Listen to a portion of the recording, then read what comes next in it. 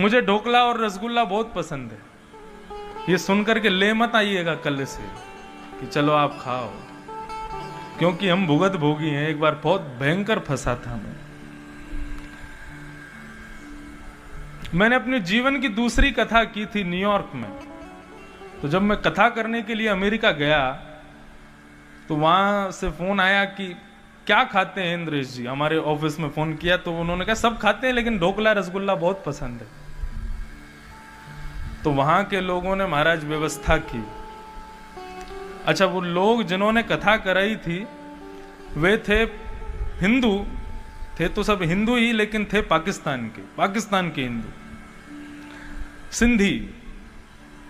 अब तो महाराज उन लोगों ने, मैं यहां से पहुंचा 14-15 घंटे का फ्लाइट लेकर के अमेरिका पहुंचा। वहां पहुंच करके जैसे ही एयरपोर्ट से बाहर आया, भूख प्यास लगी थी खूब जोर की। मैंने कहा भैया कहाँ रुकना है, वहां जल्दी हमको पहुंचाओ, नहा धो करके पहले भोजन कराओ। बोले आप चिंता मत कीजिए, आपका मनपसंद भोजन बना है। मैंने कहा ठीक है।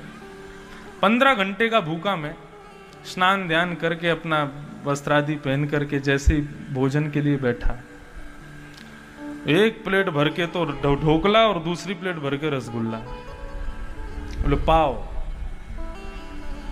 मैंने कहा ये तो साथ में पाया जाता है भोजन के, यही भोजन थोड़ी होता है। बोले नहीं, आपके यहां के लोगों ने बताया कि आपको यही पसंद है तो हमने तो यही बनवाया है। आप खूब झिक करके ढोकला खाओ और खूब रसगुल्ला खाओ। मरता क्या नहीं करता। 25 ढोकले खाए मैंने, पेट भरना था, और लगभग 7-8 रसगुल्ला खा गया। हमने कहा कोई नहीं, आज की रात निकल जाए, कल से तो बढ़िया। अच्छा, भारत में तो सब लोग रहते हैं, भोजन बनाने वाले भी रहते हैं साथ में, और नहीं भी हो तो हमारे सब मित्रगणी मिलके बना लेते हैं, बाहर काम खाते नहीं है। अब वहां इतनी व्यवस्था नहीं होती है तो वहां जिनके यहां रुकते हैं उनके यहां ही पाना पड़ता है। तो वहां क्या था कि हर दिन कथा के बाद में वो जितने लोगों ने मिलके कथा कराई थी, हर दिन का एक बुकिंग रख ली। आज हमारे यहाँ भोजन करने आएंगे आप, कल उनके यहाँ भोजन करने जाएंगे, परसों उनके यहाँ भोजन करने जाएंगे। अच्छा, विदेशों में लोग सबसे ज्यादा किस चीज से बचते हैं? भोजन बनाने से बचते हैं। हमारी कथा होती है तो वहां के लोग ये सोचते हैं ये जहां जाएंगे भोजन करने, हमारा पूरा परिवार भी वहीं पालेगा।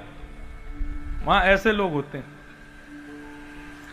तो प्रत्येक दिन का निश्चित था कि इनके घर जाना है, उनके घर जाना है। कथा करने के बाद में हम जिसके घर गए वहां पहुंचे। हमने कहा भाई आज तो कुछ खिलाओ बढ़िया। बोले आपका मनपसंद आया है। हमने कहा लाओ, क्या लाओ। इतने में ही महाराज फिर से एक थाली भर के ढोकला, दूसरा थाली भर के रसगुल्ला। हमने कहा यही है और कुछ नहीं है। बोले कि आपके यहां से बोला था यही पसंद है। अरे तो भाई रोटी क्या मैं ढोकला से खाऊंगा? कोई सब्जी आदि कुछ तो दो। स्थिति ये हो गई कि 4 दिन तक मैं रोज भोजन करने के लिए जिनके भी यहां गया वहां ढोकला और रसगुल्ला ही मिलता था। अंत में यह स्थिति हो गई कि हाथ जोड़ करके नमस्कार करके प्रणाम करके मना करना पड़ा कि भैया अगला भोजन जहां भी हो वहां ढोकला रसगुल्ला नहीं होना चाहिए। तो उस दिन इस बात का अनुभव हुआ कि सुख और आनंद में भेद क्या होता है। ये ढोकला रसगुल्ला मुझको बढ़िया लगता था लेकिन सुख देता था, आनंद कभी नहीं दिया उसने। यदि आनंद देता तो जितनी बार मैं खाता उतनी बार मुझे अच्छा लगता ना। उसने केवल सुख दिया था। संसार की प्रत्येक वस्तु ऐसी है, उसका अति उपभोग यदि किया जाए तो उससे मिलने वाला सुख भी आपको दुख के समान लगने लगेगा। इसलिए सदैव एक दूरी बना के रखो, एक डिस्टेंस मेंटेन रखो हर वस्तु से, नहीं तो उसका अति उपभोग आपको दुखी करेगा। लेकिन भगवान कहते हैं वो सुख दुख के स्वरूप नहीं है, वे आनंद स्वरूप हैं। और आनंद क्षमा कीजिएगा, संसार की कोई वस्तु कभी आनंद नहीं दे सकती, सुख दे सकती है, लेकिन आनंद तो केवल और केवल त्रिभंग ललित श्याम सुंदर ही दे सकते हैं, उसके अलावा आनंद कोई नहीं दे सकता। भयंकर कोरोना महामारी के काल से हम लोग आए हैं, अभी भी चल ही रहा है। उस भयंकर कोरोना महामारी के मध्य में भी जब सरकार के निर्देशन से जब रामायण चलाई गई, तो उसको देख करके और पूरे दिन उसकी प्रतीक्षा रख करके कि शाम को 9 बजे 8 बजे रामायण शुरू होगी, वो जो एक प्रतीक्षा का जो समय होता था, जो उसका वेट हम करते थे कि कब शुरू होगी, और इतना आनंद आता था जब मंगल भवन मंगल हारी, मंगल भवन मंगल हारी, जब दशरथ अजीर में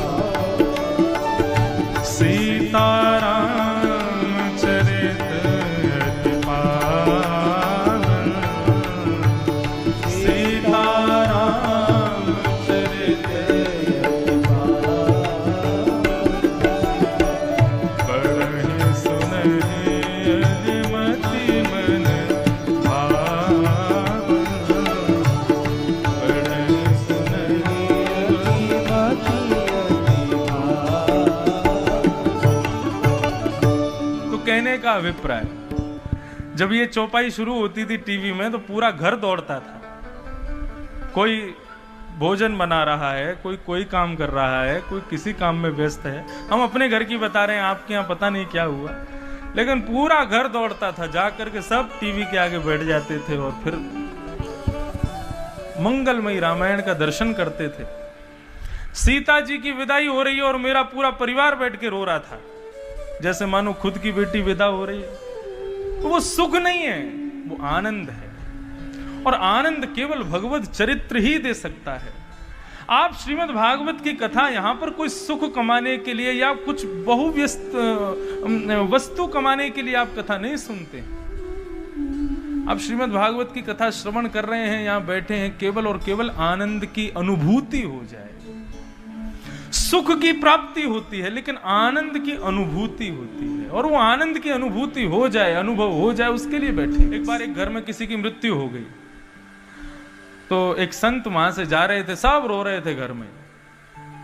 माताएं रो रही थी, मेरा बेटा चला गया, पत्नी रो रही थी, मेरा पति चला गया, सब रो रहे थे। संत ने कहा, इतना लोग रो क्यों रहे, मैं देखूं चल करके। भीतर जाकर के पूछा, भैया तुम सब रो क्यों रहे हो? तो किसी ने कहा मेरे बेटा चले गए, किसी ने कहा मेरा पति चला गया, किसी ने कहा हमारे पिताजी चले गए। सबका कोई ना कोई संबंध सबने बताया। तो संत ने पूछा, कहां चले गए तुम्हारे पतिदेव? आपके पिताजी कहां चले गए? आपका पुत्र कहां चला गया? कहीं परदेश गया है? नहीं परदेश नहीं, वो ये हैं सामने, लेकिन हमको छोड़ के चले गए। बोले कहां चले गए? बैठा तो है तुम्हारे सामने, लेटा हुआ है। तुम्हारे बेटा से पूछने लगे, तुम्हारे पिता की आंखें कैसी थी? बोले आंखें बड़ी बड़ी थी, कान ऐसे थे, बड़े बड़े बाल थे उनके। तो शव को देख करके संत कहने लगे, इसकी भी बड़ी आंख हैं, बड़े कान हैं, बड़े बाल हैं, ये तुम्हारे पिता ही है ना? बोले हाँ है तो पिता ही। तो फिर रो क्यों रहे हो? सामने है तो सही पिताजी। बोले ये तो सामने है, लेकिन जिनसे हमारा संबंध था वो चले गए। किससे था तुम्हारा संबंध? बेटा बोला इनके भीतर कोई था, उससे था। तो संत ने कहा, तुमने उसको कभी देखा था जो उसके भीतर था? बोले नहीं देखा तो कभी नहीं। तो फिर रो क्यों रहे हो? अंत तो गत्वा, यदि किसी की मृत्यु होती है तो रुदन किसके लिए होता है? आप खुद से पूछो।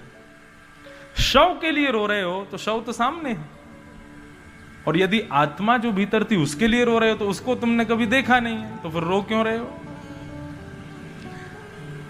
व्यक्ति जब किसी की मृत्यु पर रुदन करता है उस समय उस बात का पता लगता है कि वास्तव में उसका संबंध भीतर विराजमान भगवान से था, जिसको उसने कभी पहचाना ही नहीं। यदि उसको पहचान गए होते।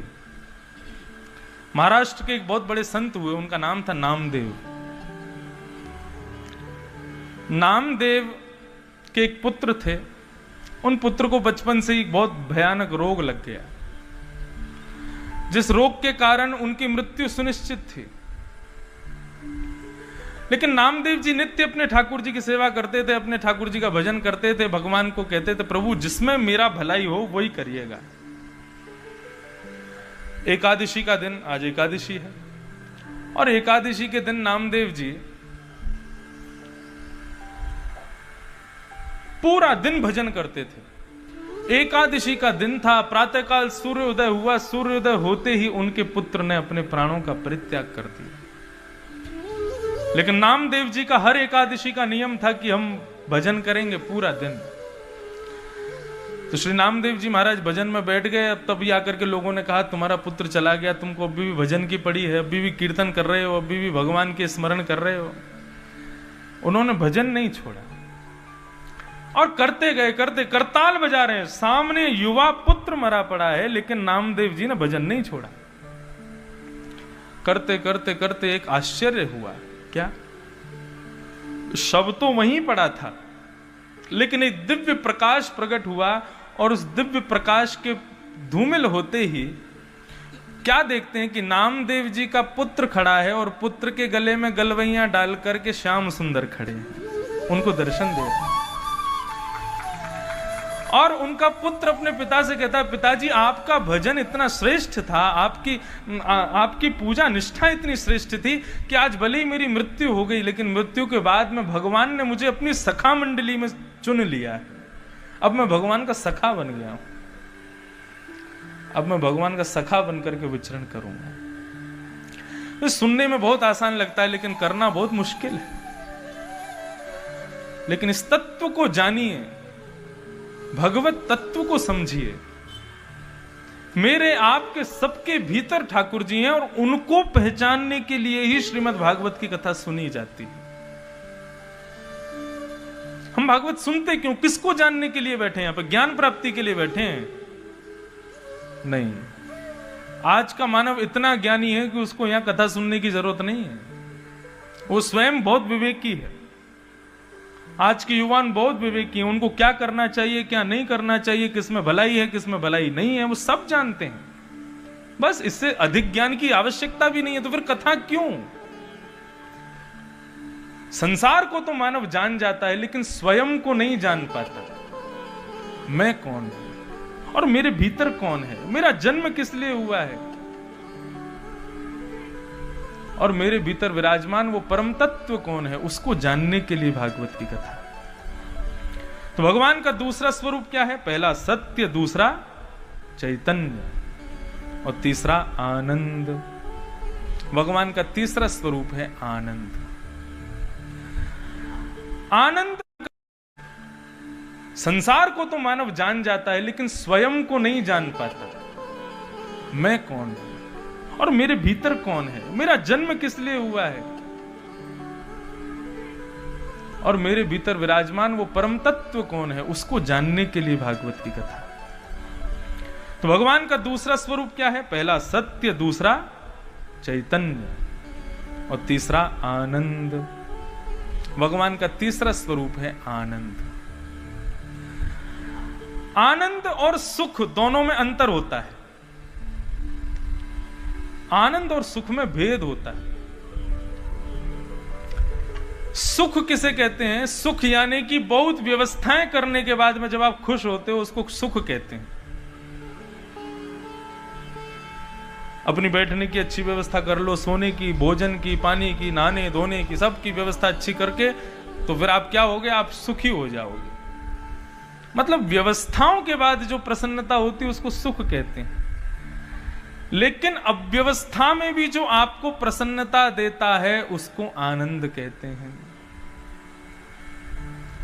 जहां पर अव्यवस्थित है, उसको संसार की कोई भी वस्तु हो उसकी एक लिमिट होती है, उतना ही वो सुख दे सकती है। उससे ज्यादा यदि उसका उपभोग किया तो वह वस्तु भी आपको दुख देगी।